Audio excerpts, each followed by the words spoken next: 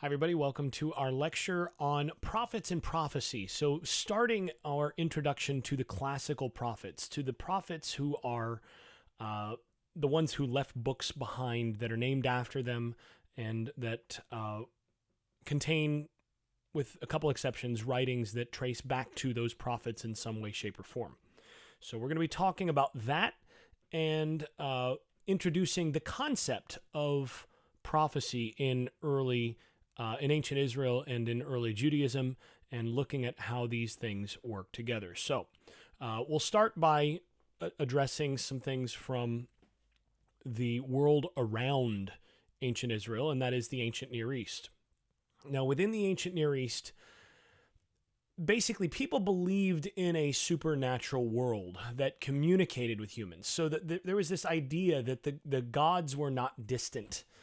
This idea of living in a world that is governed simply by the laws of nature and human actions and things like that, that's not the way that things were. The ancient world was permeated, was infested with spirits and divine presences and what would be called today supernatural. They would not call it supernatural because supernatural requires a post-enlightenment concept of the natural being those things that are not beyond the senses or whatnot. For them, everything, the most natural thing in the world is that the gods are interacting with human beings, and that there are various forces that we can't see that are, and sometimes may actually become visible, but generally we can't see, that are interacting with and influencing the basic world that we live in. So within this context, you had the practice of divination, and divination is basically a means of divining. We still use that word of divining the proper, or basically what the thoughts of the gods or the superhuman actors in the world were. So typically you would these things were done through nature. So it'd be looking for good omens. So one particular method would be extispicy. That would be a common method that you see, say, in ancient Rome, where a priest would sacrifice an animal, and upon cutting the animal open, would examine the internal organs and how they fell out and their shape and their structure and all of this.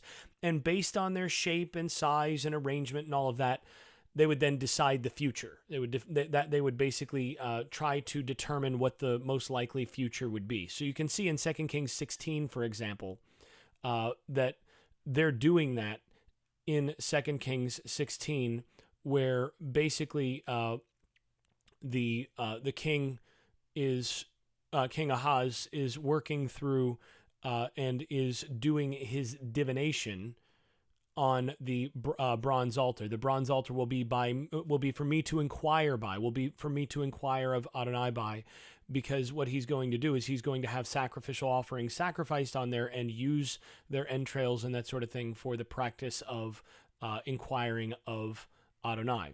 That's pretty common in the ancient world. Another practice was the casting of lots, and we see this throughout the Hebrew Bible. The Urim and Tumim that are mentioned in the Bible, you see these mentioned that the priests tend to use to inquire of Adonai, to determine the will of Adonai. These seem to be a lot cast, and there seem to have been three outcomes, basically: yes, no, and maybe. Or yes, no, and undetermined, no answer.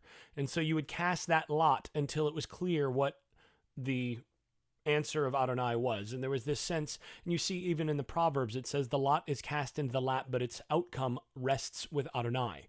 So there is this idea that Adonai, and that the gods actually are the ones who supervise the outcomes of chance. So you leave these things to chance, and you see what the proper answer is going to be after going through the process of inquiring. You don't just randomly cast the lot. You ask for input, and then you cast the lot as a way of getting the answer.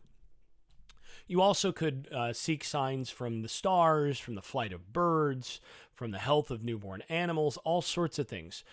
Interestingly, we see the prophet Balaam, who shows up in Numbers 22 to 24, and we see him in Deir Allah in Jordan, And the inscription that mentions Balaam actually goes back to the 9th century BCE and tells of a dream that Balaam has had. So we see, again, another form of divine message coming in that same time period. Now, the Israelite prophets themselves are not all that unusual in this respect. They're doing the same sorts of things, the same kinds of practices, the same interaction with the supernatural.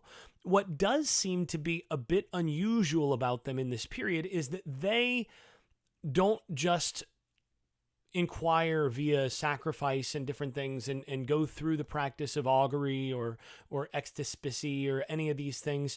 What they're doing is they actually link ethical behavior with the outcomes that the people get.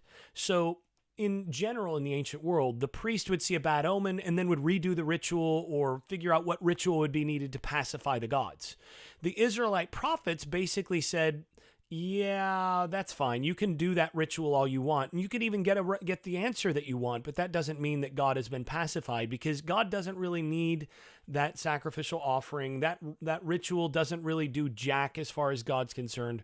What really matters is how we live, and God's ticked off at how we're living. So if we want to fix that, we need to change the way that we're living, and that will actually get things taken care of. So it's ethical behavior that actually matters rather than ritual processes. Now, ritual processes can be part of the behavior that's required. You do the things that God requires, and that may include ritual, but the ritual does not supersede or is not in a vacuum outside of other kinds of commitments and behavior. So for them, commitment to the covenant is really what things are about, and they downplay. They basically say, look, if you do this ritual and you're doing it without obeying first, then this is a waste of time. It's a total waste of time. And it's amazing, really, that Israelite society supported this prophetic class at all. I mean, that is a remarkable thing. And because this prophetic class was really, they would rip into the power players and challenge kings. They'd rip into the power players and the most prosperous people of the society and challenge kings and others and priests and potentially endanger the status quo. And so the fact that they even survived at all is kind of remarkable. Now, different prophets were associated with different kings in certain cases. So some prophets actually were employed by the king, were actually part of the court, or were, had the ear of the king. At least if they weren't employed by the court, they were tolerated by the court. So Isaiah, for example, seems to have had a close relationship, seems to have been basically a member of the court for Hezekiah, whereas Jeremiah was, he was called to prophesy before the king, but then the king burned his oracles in the fire and had him thrown into a dungeon, had him thrown into prison, essentially, or into a cistern, actually. So different prophets had different experiences in that regard. Another thing that you need to consider is that there were a lot of Israelite prophets. There were a lot of them, and we don't actually have the writings of all of them. We don't have the accounts of all of them, because they're all over the place and they differed. There's actually quite a range of different views, and many of the prophets disagreed with the prophets that ultimately wound up getting their stuff collected. The prophets whose stuff got collected in the Hebrew Bible were the notable ones who tended to say what people didn't want to hear, and ultimately it seems that their prophecies came true, or that what their warnings happened, what they warned about had happened. So basically their stuff was preserved, whereas those who had opposed them, less so. So that's worth noting in terms of how that went. And the voice that in all of this has been almost completely silenced by the biblical text is the voice of those who were employed by the temple or the king. Those prophets tended to be much more optimistic about the status quo, as you might expect. It's hard to bite the hand that feeds you. And so we don't see a whole lot of that. We do get, though, some evidence of these. We get, for example, 2 Samuel 7. That's Nathan's prophecy to David. Nathan is David's court prophet. He's a guy there who's designated, who's got the reputation of being a prophet, and he is an advisor, and he is he's basically responsible to give the king counsel from God. And David, it seems to have tolerated even messages that were not optimistic or were not flattering from Nathan, and that is unusual among the kings.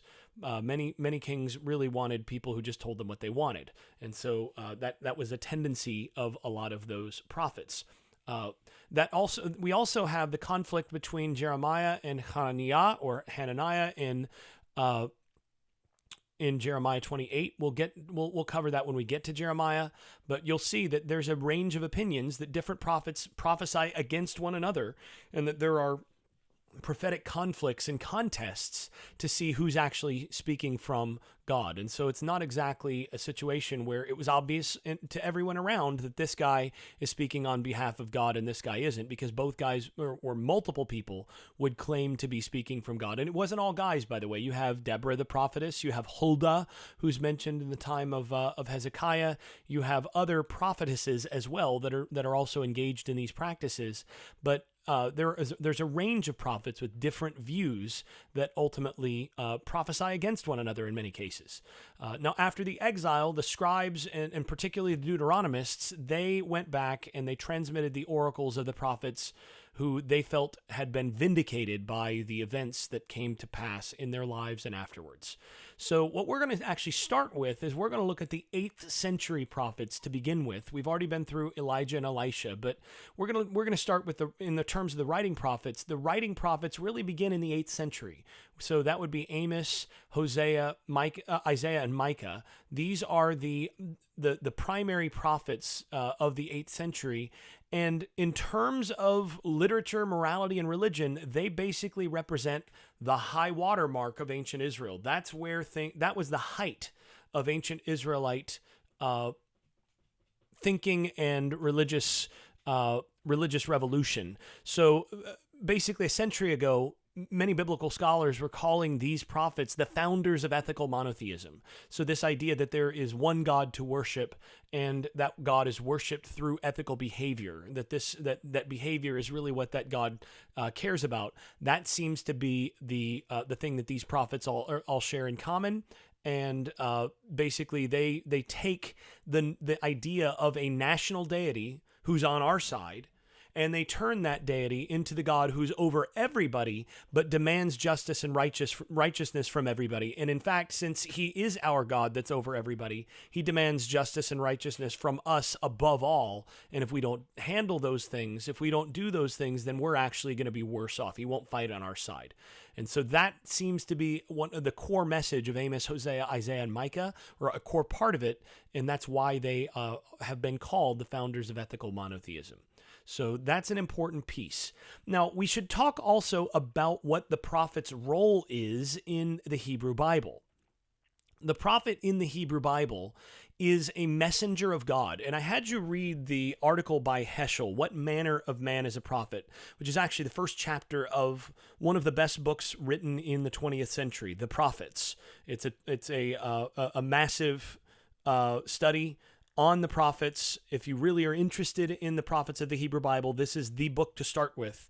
He does an amazing job of really getting into the character of each of the prophets and how the biblical prophets work and what makes them tick. So this chapter starts that book. Now, for him, he explains that prophets are those who declare the divine interpretation, or they give a divine interpretation of a particular moment in history.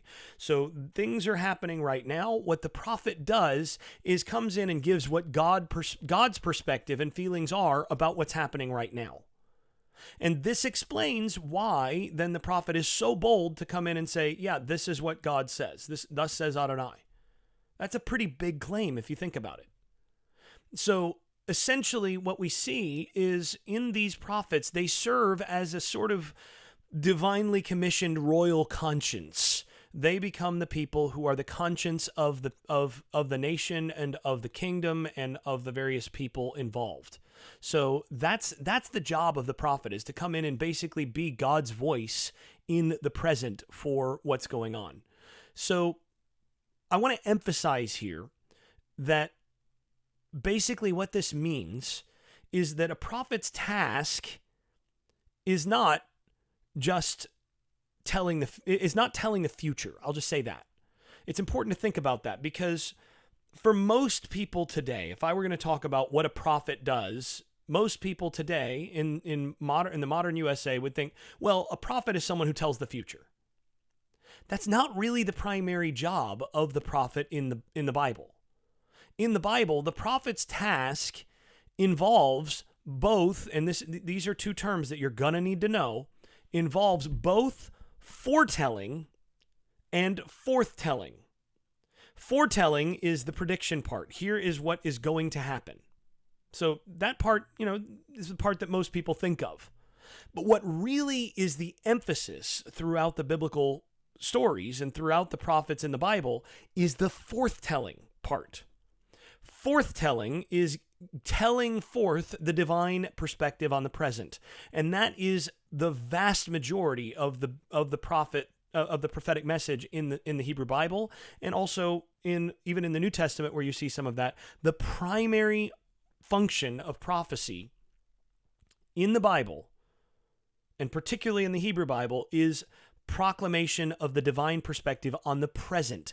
The foretelling aspect, the telling the future aspect, tends to be secondary to that, precisely because it is a warning, or it is basically saying, if you don't do this, here's what God's perspective is on the present, and if you don't do things this way, then here's what's going to happen.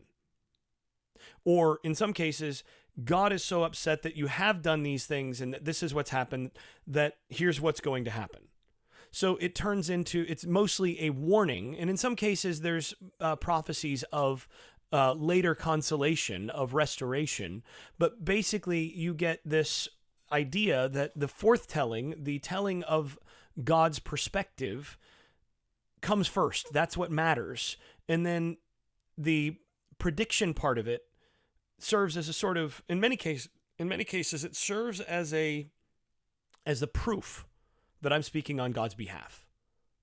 The prophet can basically say, look, here's how you'll know that I'm telling the truth. When this happens, if you don't do this, and here, you'll understand once this happens that you should have listened to me.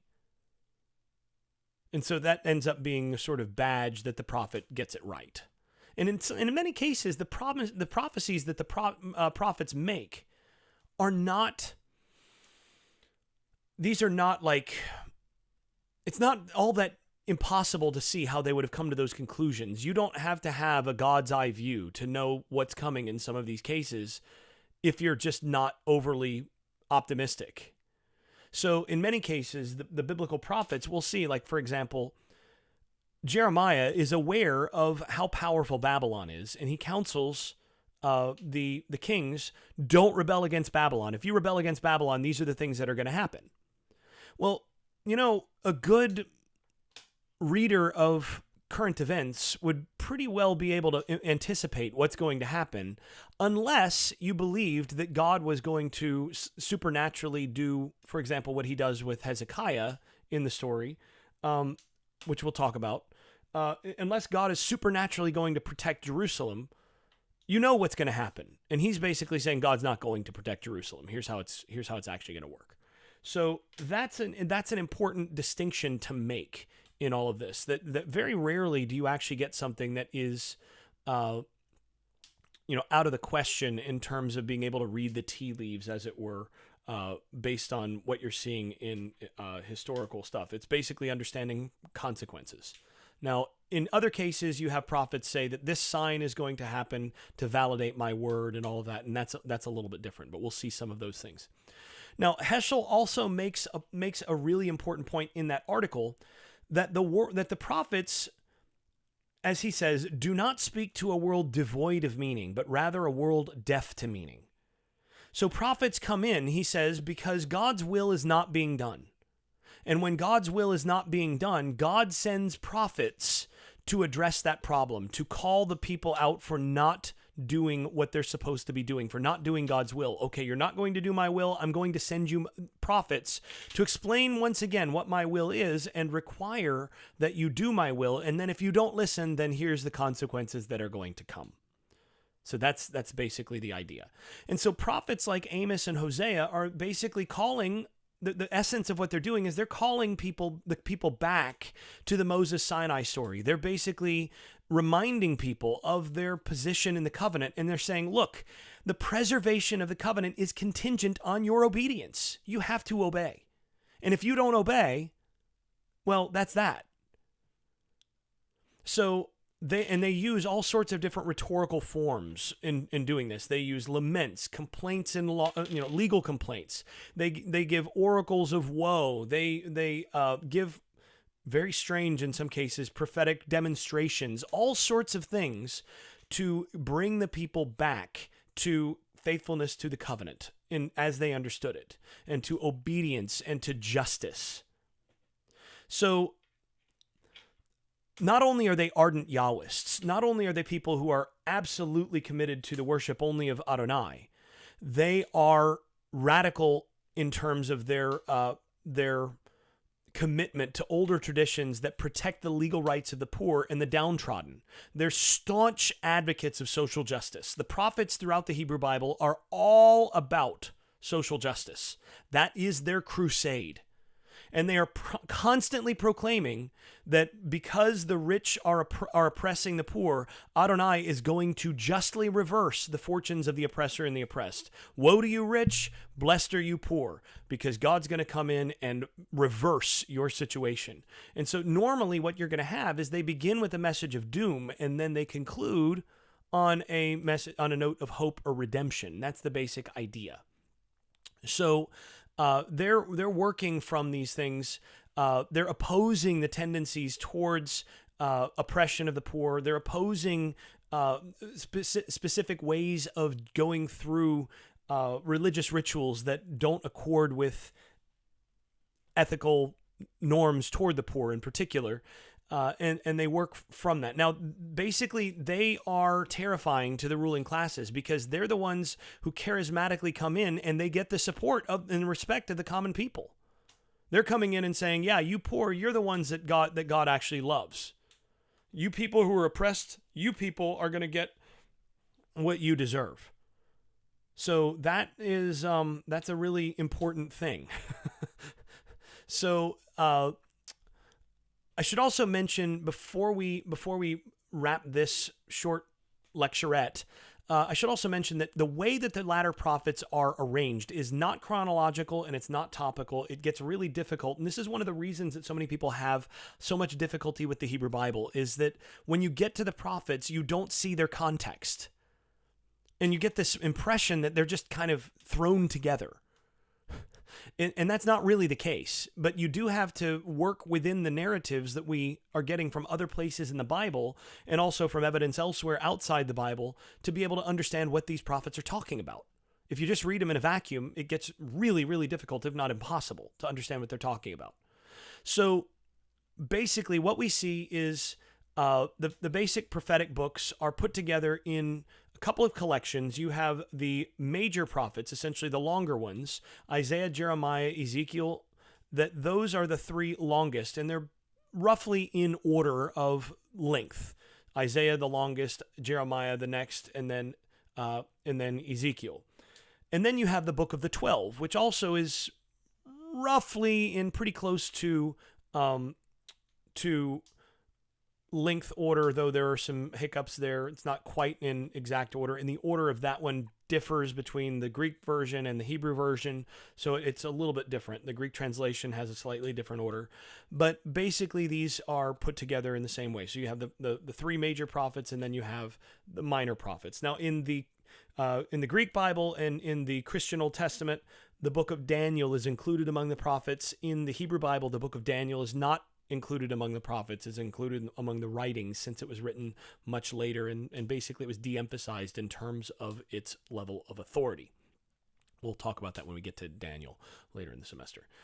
So those are things that actually work in terms of arrangement. Now, within the books themselves, you do tend to have this doom followed by restoration tendency that starts in Amos, and then we see it persist pretty much throughout the prophetic corpus. So just in terms of how the books are arranged, you tend toward that the books start with the declarations of doom, which run mostly throughout the book, and then you have, in some cases, in different places in the book, but at least at the end of books, it tends toward messages of restoration.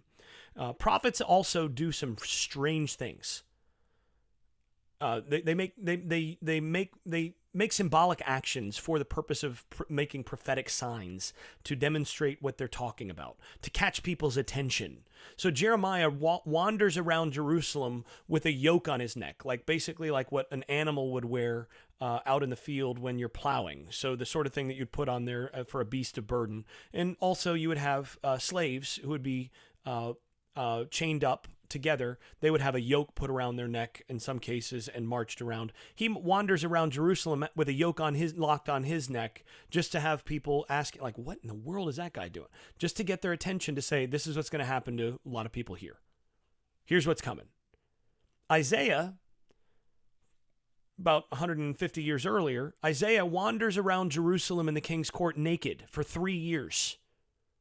He just takes his clothes off and walks around naked for 3 years to make his point about the futility of depending on Egypt, because the Egyptians are going to lose to the Assyrians, and ultimately they're going to be taken into exile, and they'll be, naked and enslaved.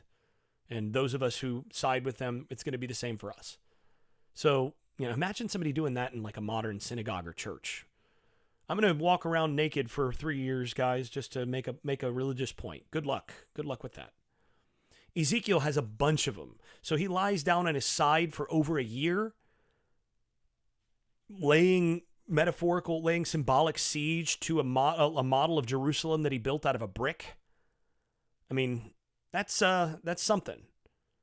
But they're basically giving object lessons to express the prophetic message. And you'll want to keep an eye out for these sorts of things as you're doing your reading, as you're going through these prophets.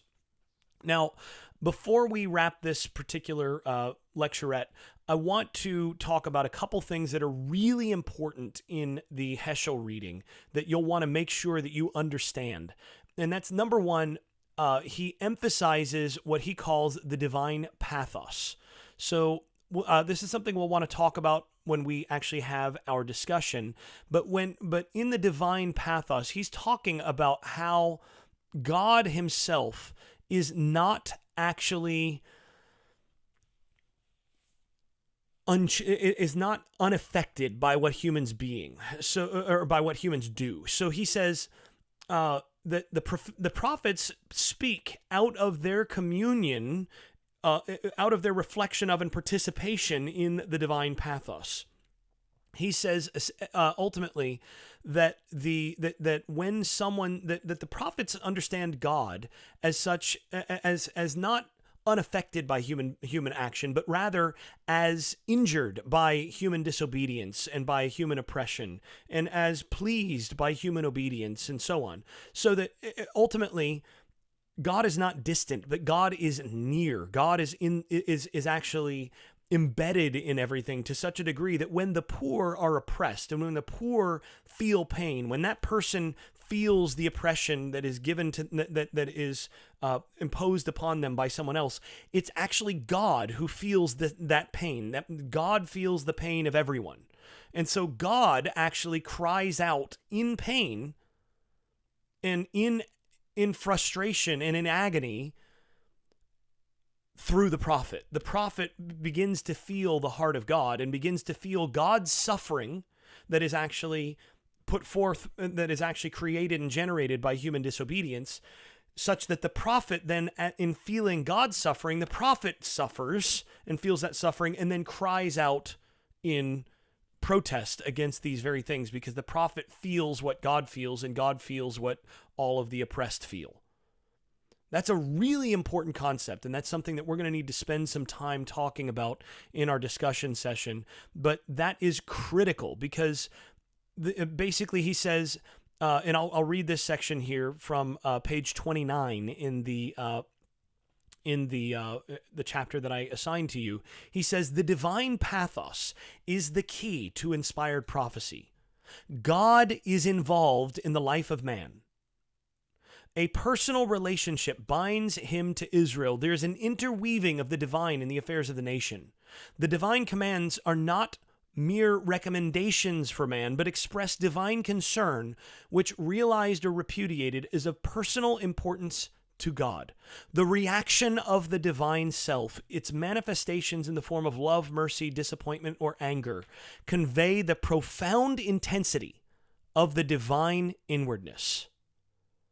So when God manifests through the prophet expressions of love, mercy, disappointment, or anger, these come out of the divine, the intensity of the divine inward experience of how the divine is actually being impacted by human actions. That's really, really important and critical to understanding what the prophets are doing. So we'll go ahead and wrap there. We'll have some discussion about what's going on in the What Manner of Man is the Prophet in the Heschel article, and also we'll talk about Amos. I'm going to go ahead and stop here, and the next lecture will be on the book of Amos.